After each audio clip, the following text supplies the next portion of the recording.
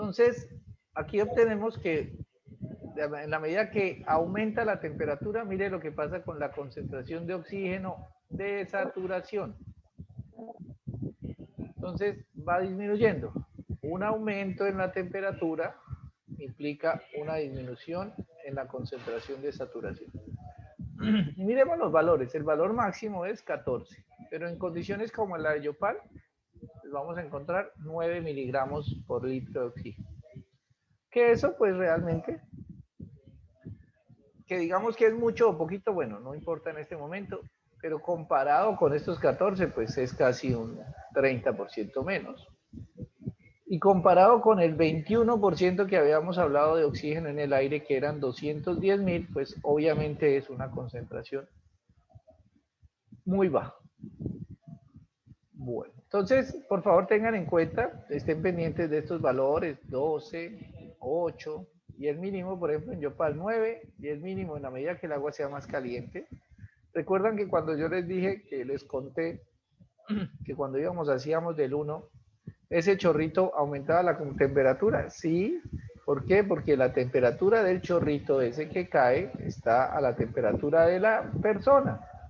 Y si está normalmente debe estar alrededor de 36.5. A mí me da mucha risa cada vez que entro a algún sitio y me toman la temperatura, por ejemplo, y me dicen, no, que está en 34. ¿En 34? Hace rato se había muerto, lleva 2 horas de muerto. Porque nosotros, nuestra temperatura corporal debe estar alrededor de los 36.5.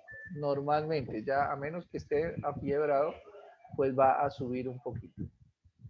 Si alguno de ustedes ha visto CSI o esos programas de muertos, pues se han dado cuenta o dicen allá que la temperatura baja 1 grado cada hora después de que se ha muerto. Entonces, si a uno le dice que está en 34 es porque lleva 2 horas de muerto. Entonces, esos equipos a veces que utilizan son muy rechimbos, son muy malos. Entonces, cuando nosotros orinamos o cuando nosotros vamos y hacemos del cuerpo, esa materia que nosotros estamos agregando sube la temperatura. Obviamente o normalmente uno va a encontrar que la temperatura del agua residual es mayor a la temperatura del agua potable. ¿Por qué? Pues porque nosotros estamos incrementando esa temperatura. Entonces, valores normales que vamos a encontrar es 8.6 con aguas de muy buena calidad, pero por ejemplo, en las muestras que hacemos, en la actividad que yo desarrollo a veces, encontramos en ríos como el río Cravo Sur valores entre 3 y 4 miligramos por litro. Estos son los valores normales. Estos que están en esta tabla son valores de saturación. ¿Y qué quiere decir eso de saturación? Vamos a hacer un ejemplo. Cogemos un vaso, otra vez nuestro vaso, le agregamos agua, cojan un vaso con agua, le miden el oxígeno disuelto. Entonces el oxígeno le dio, vamos a decir que está en 1. No pasa nada. Ahora esa agua la voy a agitar. Entonces la agito por un rato y ya. Y termino de agitar y la dejo de agitar. Entonces voy y mido el oxígeno disuelto. Como lleva agitándose, en el aire hay oxígeno y esa agitación permite que ese oxígeno del aire se incorpore a la masa de agua. Entonces vamos a encontrar, después de agitarla, por ejemplo, para el caso de Yopal, que está en 8.6. 8.6. Subió el oxígeno, obviamente, porque pues yo le obligué mediante la agitación que le puse. Por eso cuando hablábamos de los salmónidos, esas cascadas y esas caídas de agua son las que permiten que el agua se sature, que le aumente la concentración de oxígeno.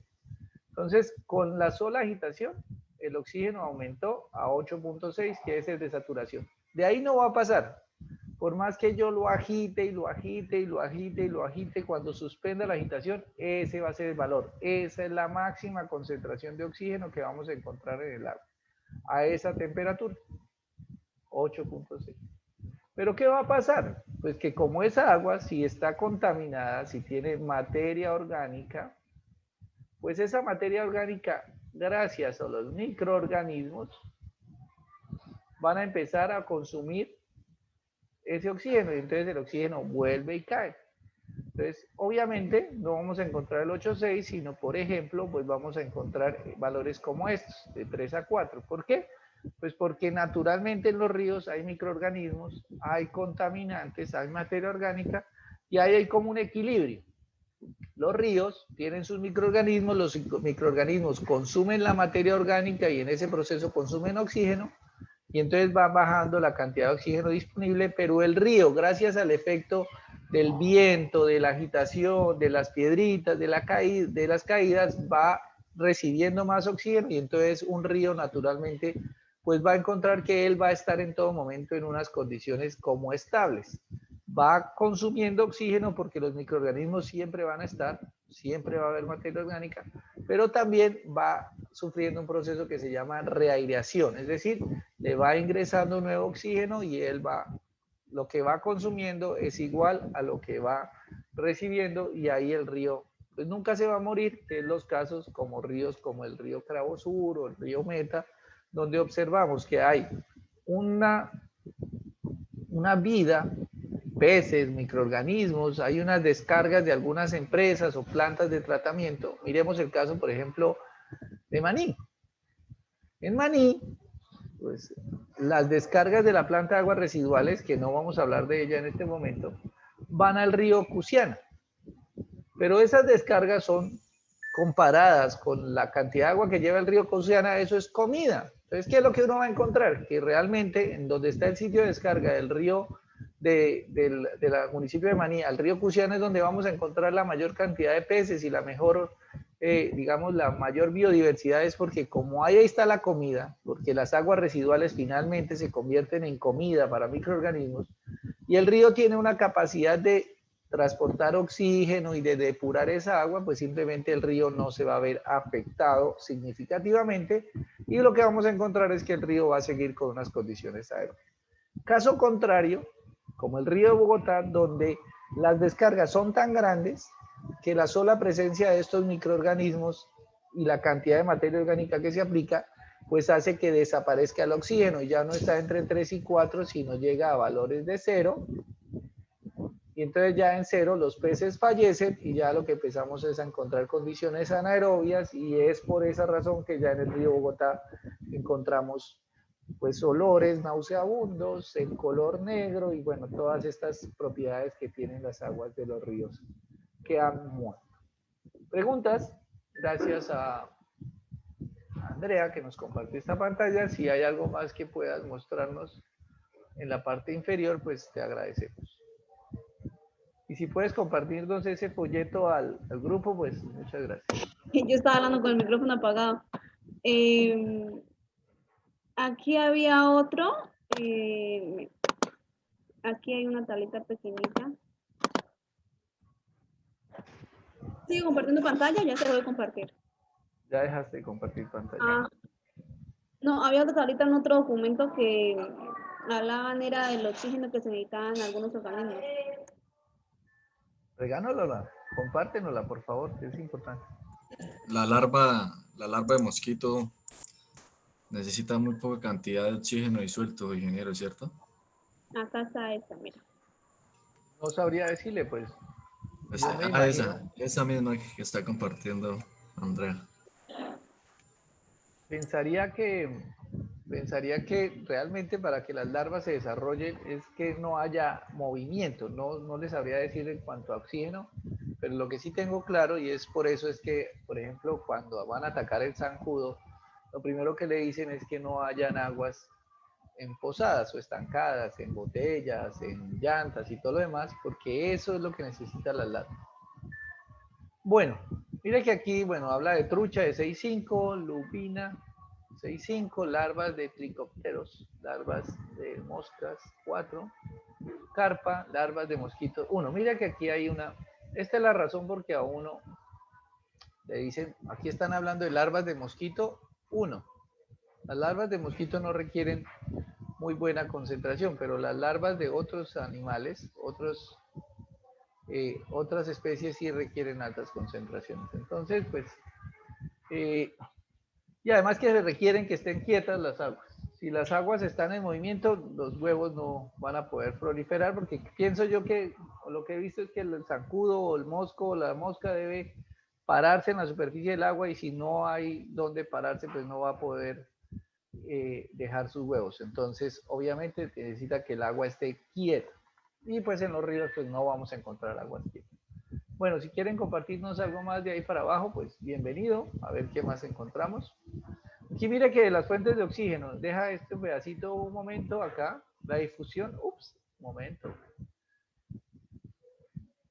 La difusión de la atmósfera, lo que les decía es que el oxígeno en la atmósfera ingresa a la fase acuosa, pues por simplemente difusión, es decir, por el viento.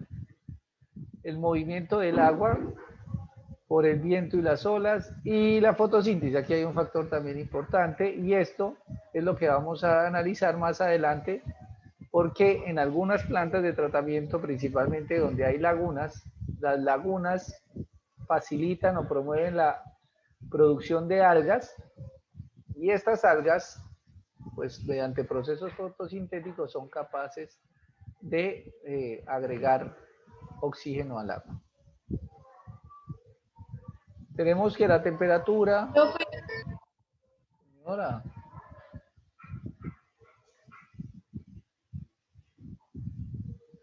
¿alguien quiso decir algo que le...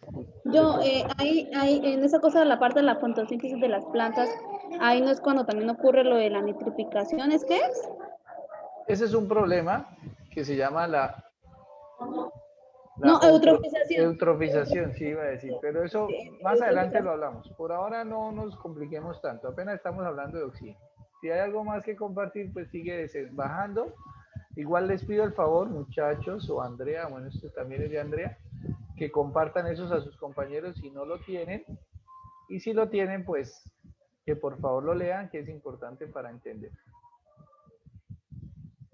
Bueno, ¿qué más hay? Oxígeno, aquí hablan de saturación, de sobresaturación, mayor al 100%, pero eso no es estable. La sobresaturación solo es estable en la cerveza. Es cuando uno destapa una cerveza y ahí hay gas todavía, y que si uno la agita se riega, pero el resto, en condiciones naturales, la saturación no es estable y se pierde. Fíjese que menos del 60% es pobre, y yo les hablaba, por ejemplo, del caso de Yopal, que está 8 miligramos por litro a la temperatura de Yopal. Por el 60%, por 0,6, 8 por 6, 54, da 5,4, que debe ser la concentración cuando esté al 60% de saturación. Y aquí encontramos entre 3 y 4. O sea que las condiciones de nuestros ríos en esta zona son pobres de oxígeno. Eso no quiere decir que sean contaminados. Lo que pasa es que por las condiciones de estos ríos aquí en ya lo que es Casanare, que ya los ríos tienen muy poca pendiente, pues su capacidad de reaireación, que era lo que hablaba la tabla anterior, es muy baja. Entonces por eso las concentraciones que vamos a encontrar son muy bajas. Continúa, por favor, no sé qué más había. Métodos para medición de oxígeno. Bueno, hay unos métodos, eso sí se los dejo de tarea, que lean los métodos por titulación, por sensores, bueno, por diferentes elementos para medición de oxígeno. Y aquí, pues, ¿qué es esto con salinidad? También hay algo con la salinidad, que en la medida que la salinidad aumenta, la concentración baja, pero igual en este caso no lo vamos a tener en cuenta. También tiene que ver con la presión atmosférica, pero ya no. Sensores e instrumentación GEINSA, eso era obvio, la publicidad, esto es publicidad de alguien que nos está vendiendo unos equipos por allá en España, para medición de oxígeno. ¿Iban a decir algo? No, que esos dos documentos fueron los que yo alcancé a leer. Por favor, si logras o si quieres compartirnos a través del WhatsApp, te agradezco. Si a alguien le interesa, pues que lo descargue y lo lea. Si no, pues muchas gracias. Bueno. Vamos a dejar este tiempo, estos 10 minutos que quedan de clase. Acuérdense que la clase va hasta las 9:20. Me imagino que la gran mayoría tiene clase. ¿Quién tiene clase? O seguimos la clase hasta las 10, 11.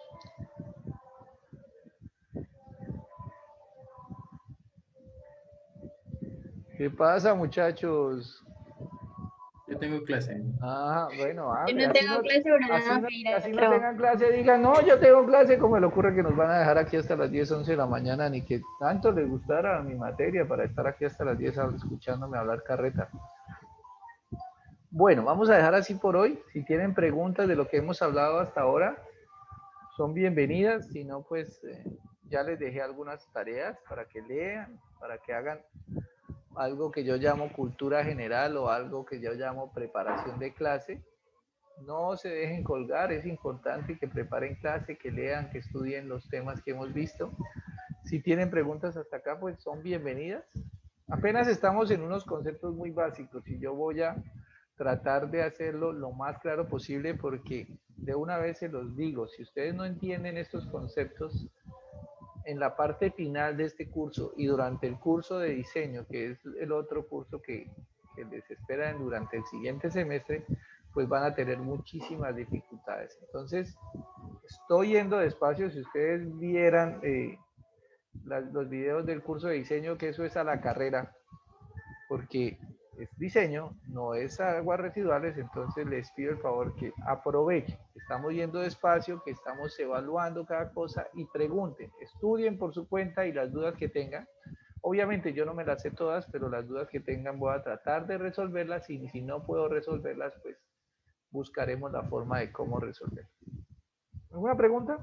¿Alguna inquietud? ¿Alguna interrogante hasta ahora? Ingeniero, la tarea era